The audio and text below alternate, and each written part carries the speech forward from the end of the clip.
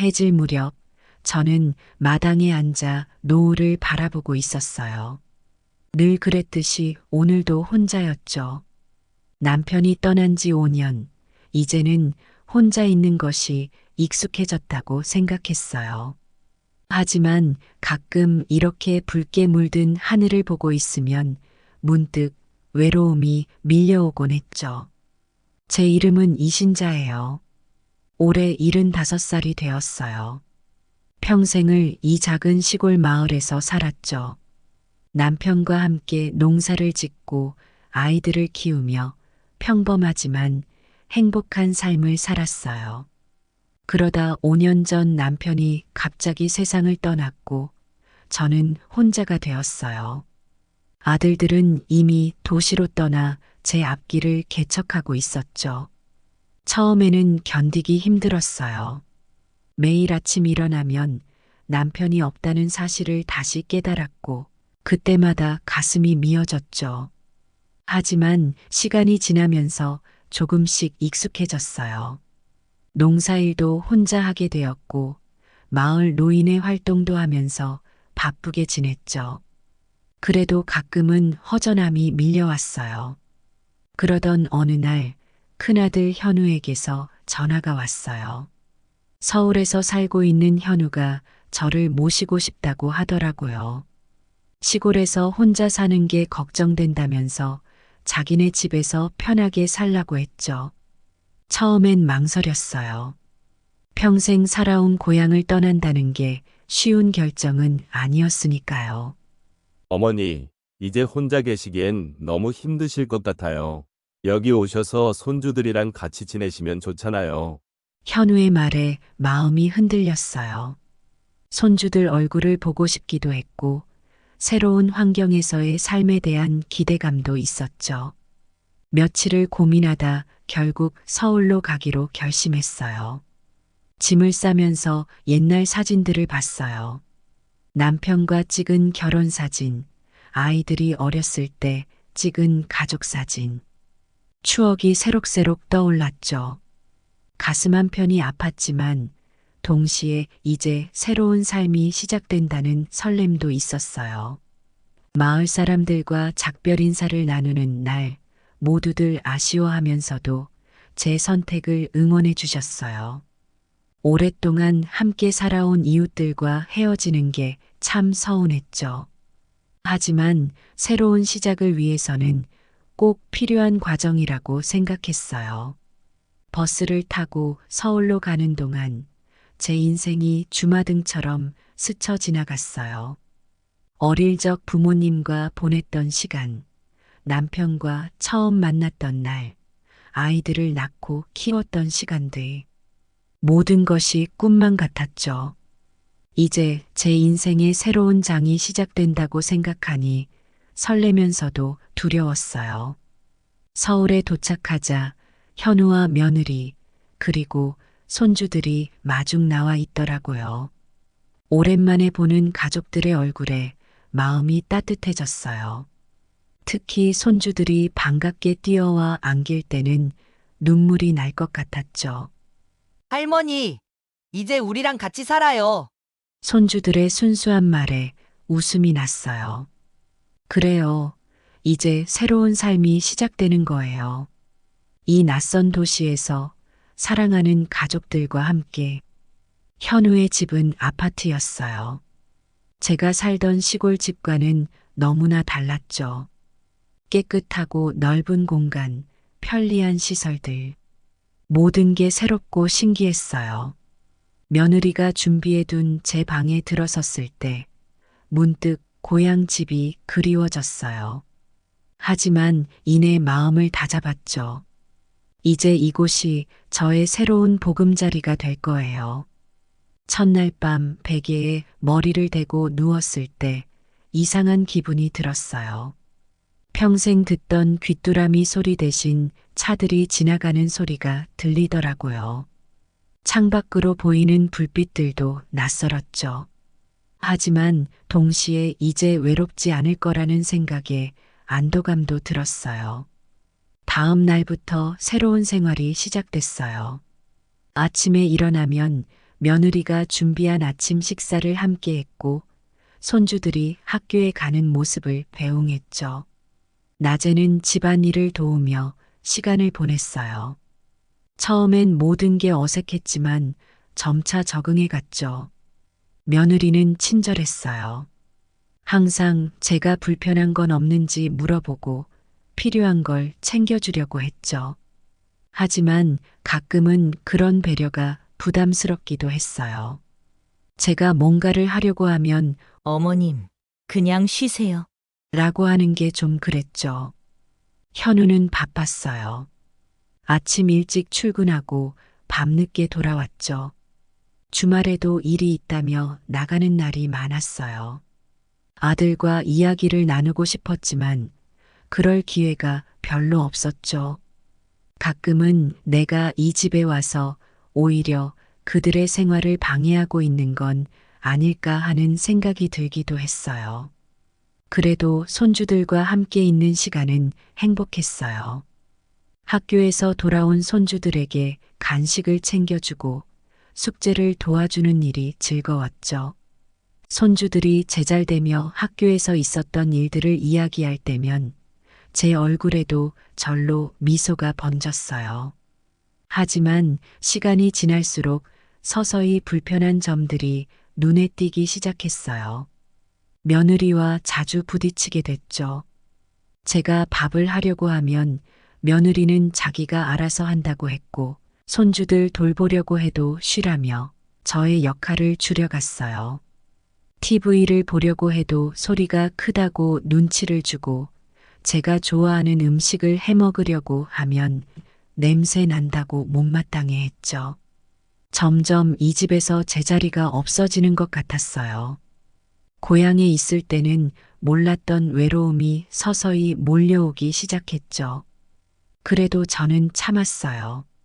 아들과 며느리, 손주들과 함께 사는 게 얼마나 감사한 일인지 알고 있었으니까요. 하지만 가끔 밤에 혼자 누워 있으면 고향 집이 그리워졌어요. 텃밭에서 채소를 가꾸던 일, 이웃들과 나누던 소소한 대화들. 그때는 몰랐는데 그런 것들이 얼마나 소중했는지 이제야 깨닫게 되더라고요. 며느리와의 갈등은 점점 심해졌어요. 작은 일에도 스트레스를 받게 되더라고요. 손주들과 이야기를 나누려고 해도 공부에 방해된다며 저지당했어요. 처음에는 서로 적응하는 과정이라고 생각했어요. 하지만 시간이 지날수록 상황은 나아지지 않았죠. 오히려 더 악화되는 것 같았어요. 며느리의 표정이 점점 굳어지고 말투도 날카로워졌어요. 저도 모르게 움츠러들게 되더라고요. 어느 날 저는 손주들을 위해 고향에서 자주 해먹던 감자전을 부쳤어요. 손주들이 좋아할 거라고 생각했죠. 하지만 며느리는 부엌에 들어오자마자 인상을 찌푸렸어요.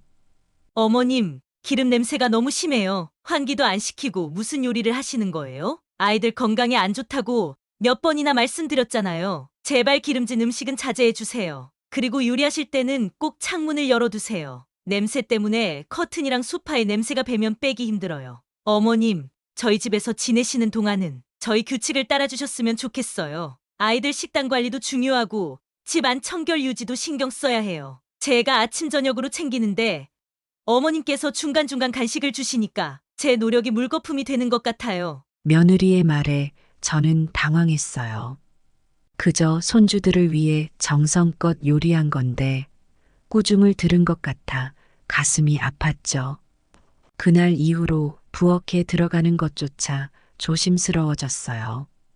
어느 날은 TV 본다고 또 어머님, 제발 TV 좀 작게 틀어주세요. 얼마나 크게 틀으신 거예요? 복도까지 들리잖아요. 아이들이 공부하는데 어떻게 집중하겠어요? 귀가 잘 안 들리시는 건 알지만 그렇다고 이렇게 크게 틀면 어떡해요? 이웃에게 민폐 아닌가요? 벽이 얇아서 옆집까지 다 들릴 거예요. 그리고 어머님, TV 보실 때 이어폰 사용하시라고 제가 몇 번이나 말씀드렸잖아요. 왜 사용 안 하세요? 불편하시다고요?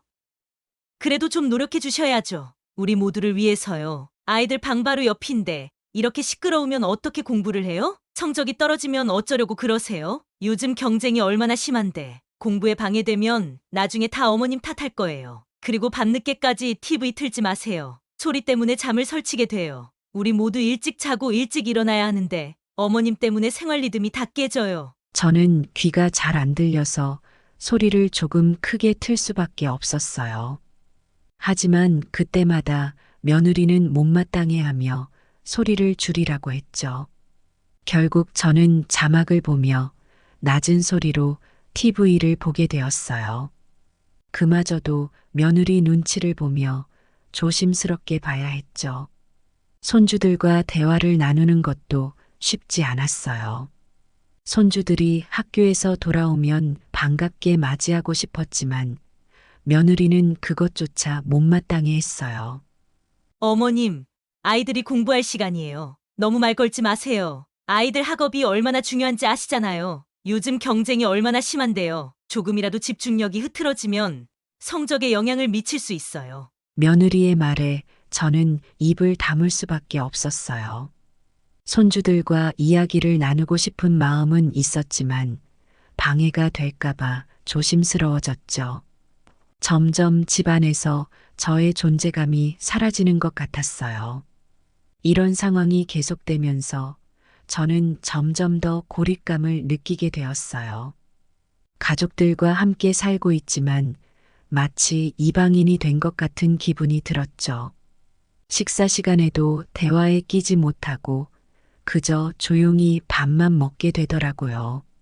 며느리의 태도는 날이 갈수록 더 차가워졌어요. 제가 무엇을 해도 눈치를 주는 것 같았죠.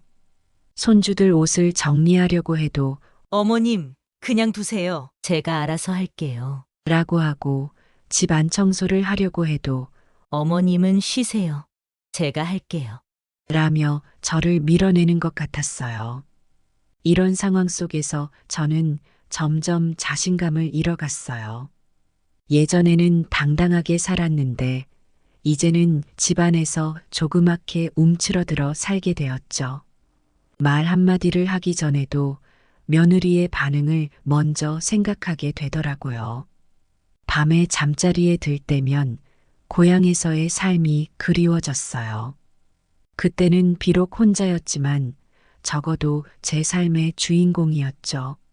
하지만 지금은 누군가의 집에 얹혀 사는 듯한 느낌이 들어 마음이 무거웠어요.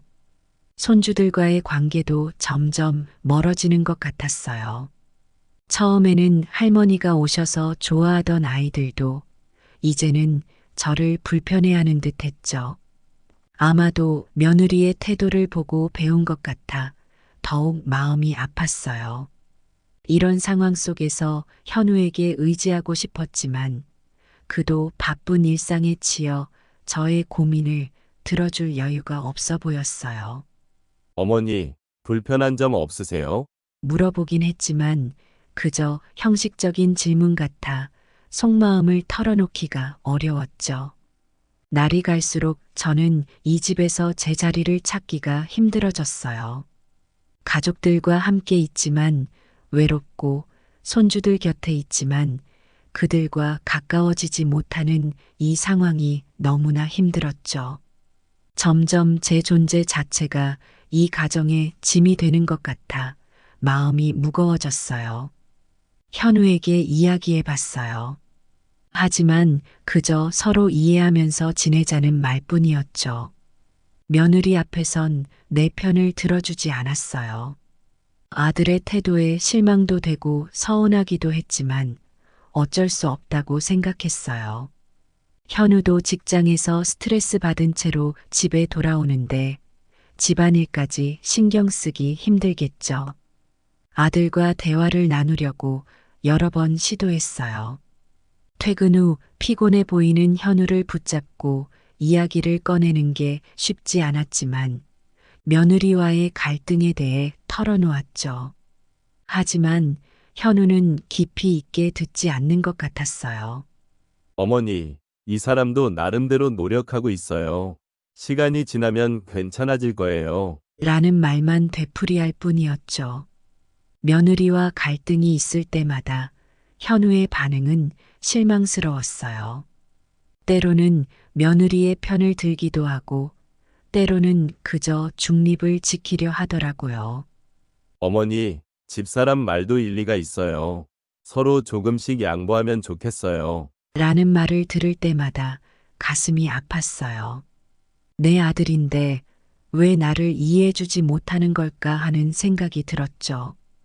점점 우울해지고 외로워졌어요. 밤마다 고향 생각에 눈물을 흘리곤 했죠. 내가 이 집에 와서 오히려 모두를 불편하게 만드는 건 아닐까 하는 생각이 들었어요. 가족들과 함께 살고 싶어 왔는데 오히려 더 멀어지는 것 같아 가슴이 아팠죠. 잠들기 전 창밖을 바라보며 고향의 별들을 그리워했어요. 고향에서는 밤하늘이 쏟아질 듯 별이 빛났는데 여기서는 빌딩 숲에 가려 몇 개 보이지 않더라고요. 그 별들처럼 저의 행복도 점점 희미해지는 것 같았어요. 아침마다 거울을 보면 눈가에 주름이 더 깊어진 것 같았어요. 웃음기 없는 표정, 축 처진 어깨를 보면서 제 모습이 낯설게 느껴졌죠. 고향에서는 늘 활기차고 당당했는데 이제는 그림자처럼 살그머니 움직이는 제 모습이 서글펐어요.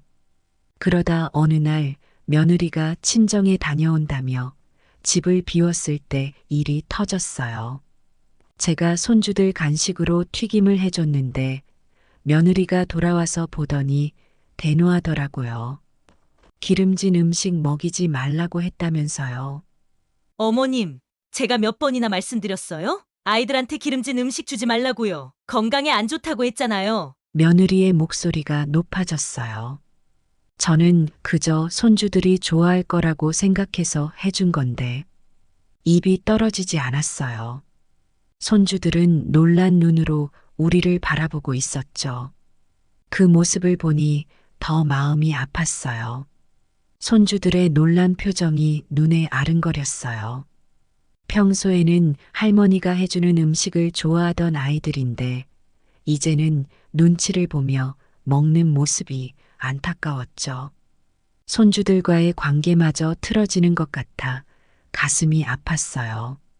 그날 밤 현우와 며느리가 제 방문 앞에서 싸우는 소리가 들렸어요.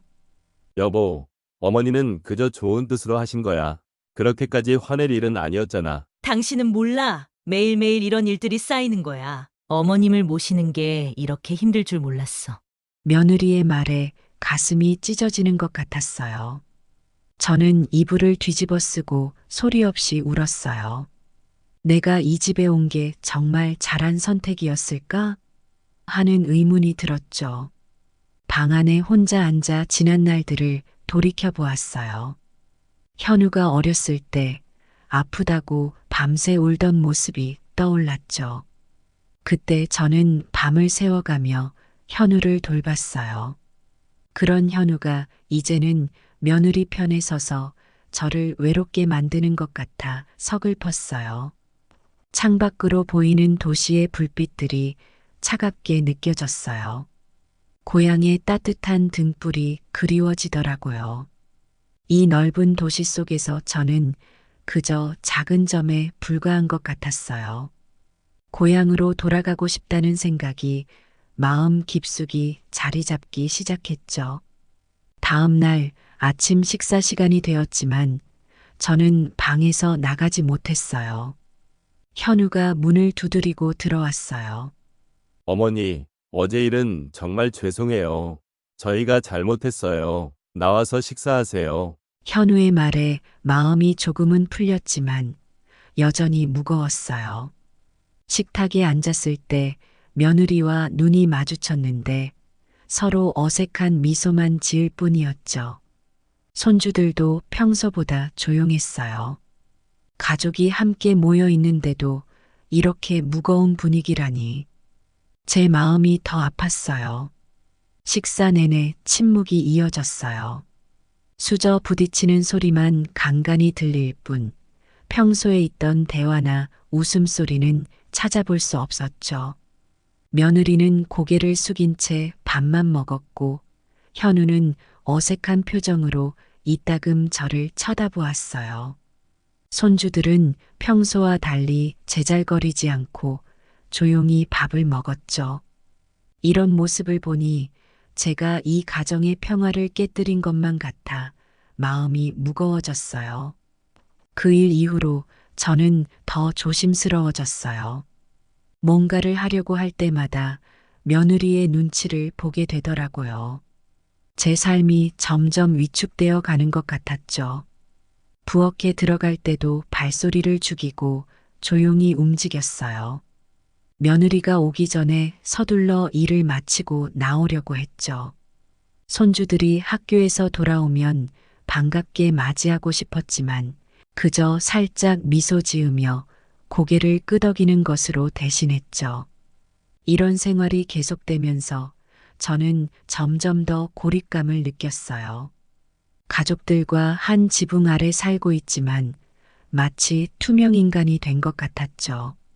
제 존재 자체가 이 집에 방해가 되는 것만 같아 숨 쉬는 것조차 조심스러워졌어요. 밤이 되면 고향 생각이 더 간절해졌어요.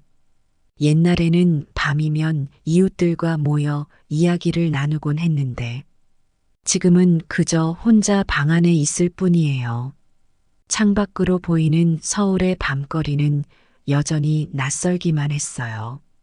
어두운 방 안에서 고향의 밤을 떠올렸어요.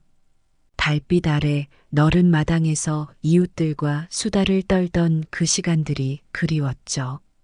지금은 높은 아파트 벽에 갇혀 그저 멀리 보이는 빌딩의 불빛만 바라볼 뿐이에요. 그 불빛들이 마치 저를 비웃는 것만 같아 쓸쓸했어요. 어느 날 동네 공원에 나갔다가 우연히 같은 처지의 할머니를 만났어요. 그 할머니도 아들 집에 와서 살고 있다고 하더라고요. 이야기를 나누다 보니 우리의 처지가 너무나 비슷해서 서로 위로가 되었어요. 우리 자식들 잘 되라고 그렇게 고생하며 키웠는데 이제는 우리가 짐이 되어버렸나 봐요. 할머니의 말에 저도 모르게 눈물이 났어요. 그동안 혼자 참고 있던 마음들이 터져 나오는 것 같았죠. 그 할머니와 함께 울면서 이야기를 나누니 조금은 마음이 가벼워졌어요. 공원 벤치에 나란히 앉아 우리는 서로의 이야기를 들려주었어요. 자식들을 키우며 겪었던 힘든 일들, 그들의 성공을 위해 희생했던 시간들, 그리고 지금 느끼는 외로움과 서러움까지. 말을 할수록 눈물이 멈추지 않았지만 동시에 누군가 내 마음을 이해해준다는 생각에 위로가 되었어요. 하지만 집으로 돌아오는 길에 다시 현실을 마주하게 되었어요.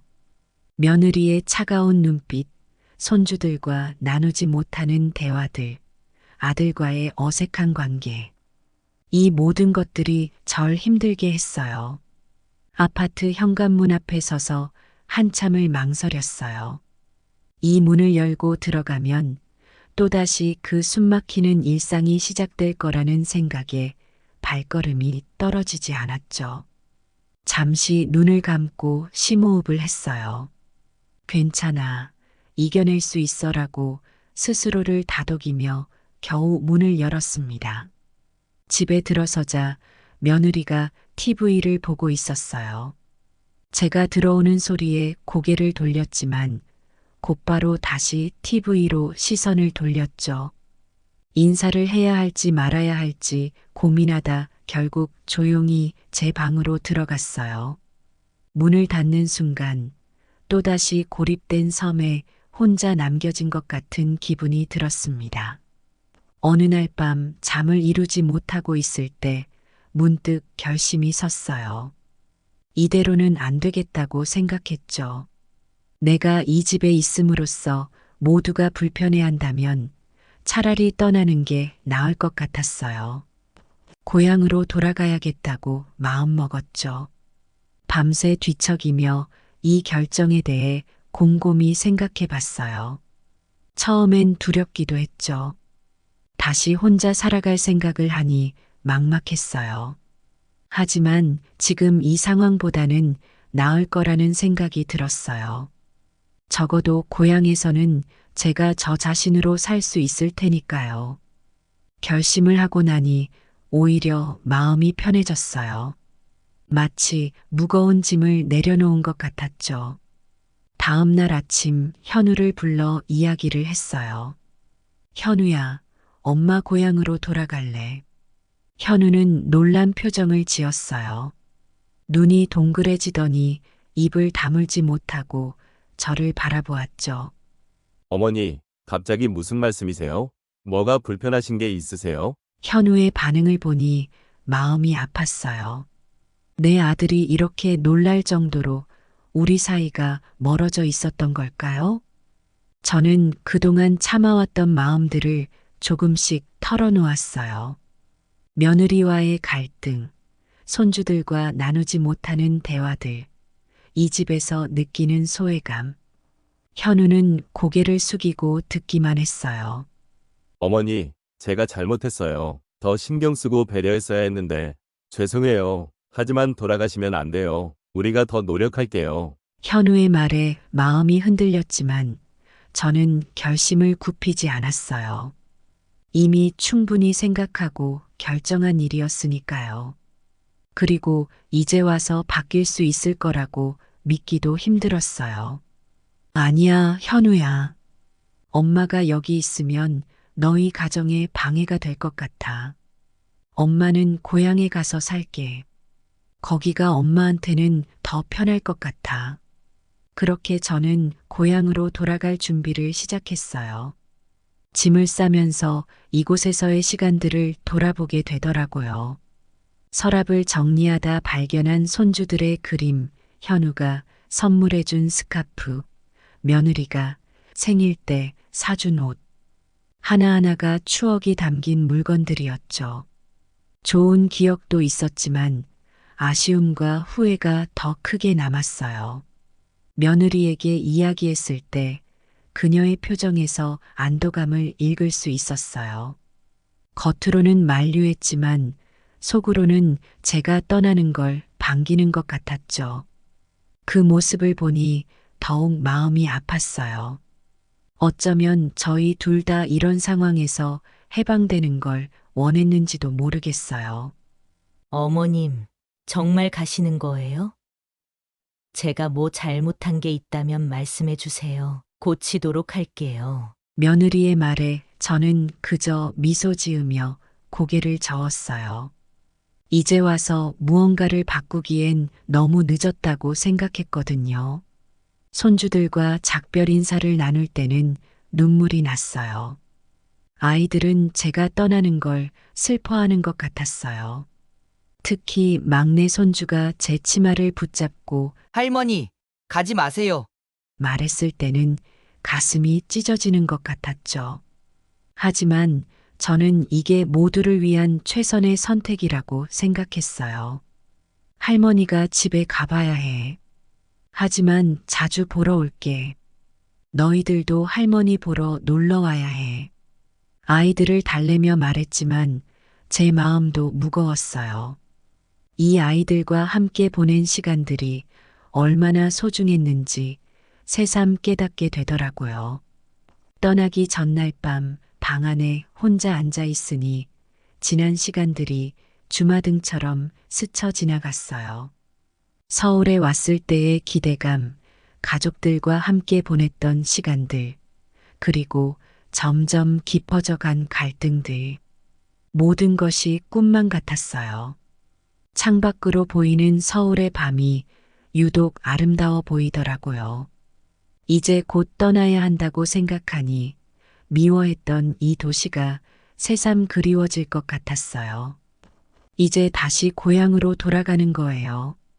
처음 서울로 올 때의 설렘은 없었지만 그래도 마음 한켠에는 작은 희망이 있었어요. 고향에서 다시 새로운 삶을 시작할 수 있을 거라고 믿었죠. 텃밭을 가꾸고 오랜만에 만날 이웃들과 이야기도 나누고 그런 소소한 일상을 그리며 조금은 설레기도 했어요. 하지만 동시에 두려움도 있었어요. 과연 잘 해낼 수 있을까? 다시 혼자 살아갈 수 있을까? 그래도 이곳에서보다는 나을 거라고 스스로를 다독였죠. 적어도 고향에서는 제가 저 자신으로 당당하게 살아갈 수 있을 테니까요. 아침 일찍 일어나 마지막으로 집안을 둘러보았어요. 이제 곧 떠나야 할 시간이었죠. 가방을 들고 현관문 앞에 섰을 때 가슴이 먹먹해졌어요. 현우와 며느리 그리고 손주들이 배웅을 나왔어요. 어머니, 정말 가셔야 해요? 현우가 마지막으로 물었어요. 그래, 이게 우리 모두를 위한 길이야. 제가 대답했죠. 며느리는 어색한 미소를 지으며 인사를 했어요. 손주들은 눈물을 글썽이며 제 옷자락을 붙잡았죠. 그 모습을 보니 마음이 아팠지만 이미 결정한 일이었어요. 택시에 올라타면서 뒤돌아보니 가족들이 손을 흔들고 있더라고요. 저도 손을 흔들며 마지막 인사를 했어요. 택시가 움직이기 시작하자 눈물이 왈칵 쏟아졌어요. 하지만 이내 마음을 다잡았죠. 이제 새로운 시작을 해야 한다고 생각했으니까요. 터미널에 도착해서 고향으로 가는 버스를 탔어요. 창밖으로 서울의 풍경이 지나가는 걸 보면서 많은 생각이 들더라고요. 처음 왔을 때의 설렘과 기대, 그리고 점점 쌓여갔던 실망과 서운함. 모든 것들이 주마등처럼 스쳐 지나갔어요. 버스가 고속도로를 달리는 동안 저는 앞으로의 삶에 대해 생각해 보았어요. 다시 고향으로 돌아가면 어떻게 살아갈까? 옛 이웃들은 어떻게 반응할까? 혼자 살 수 있을까? 걱정도 되고 두렵기도 했지만 한편으로는 기대도 됐어요. 몇 시간의 여정 끝에 드디어 고향에 도착했어요. 버스에서 내려 주변을 둘러보니 모든 게 그대로더라고요. 5년 전 떠날 때와 똑같은 모습이었죠. 그 모습을 보니 갑자기 안도감이 밀려왔어요. 집으로 가는 길, 동네 사람들과 마주쳤어요. 다들 놀란 표정으로 저를 바라보더라고요. 아이고, 신자씨. 언제 왔어? 서울 생활은 어땠어? 아들 며느리랑 잘 지냈어? 이웃들의 질문 세례를 받으며 집으로 향했어요. 그들의 관심이 반갑기도 했지만 한편으로는 부담스럽기도 했죠. 어떻게 대답해야 할지 고민되더라고요. 드디어 집 앞에 도착했어요. 오랫동안 비어있던 집이라 먼지가 가득했지만 그래도 이곳이 제 집이라는 생각에 마음이 편안해졌어요. 짐을 풀고 집안을 정리하면서 이곳에서의 추억들이 하나둘 떠올랐어요. 남편과 함께 밤늦게까지 이야기를 나누던 마루, 아이들이 뛰어놀던 마당, 맛있는 음식을 해먹던 부엌.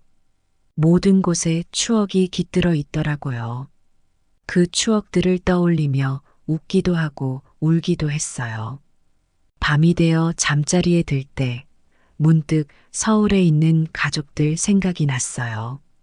지금쯤 뭐 하고 있을까? 내가 없으니 편해졌을까? 아니면 나를 그리워할까? 그런 생각을 하다 보니 눈물이 나더라고요. 하지만 이내 마음을 다잡았어요. 이제 새로운 시작을 해야 한다고 생각했으니까요. 다음 날부터 고향에서의 새로운 생활이 시작됐어요.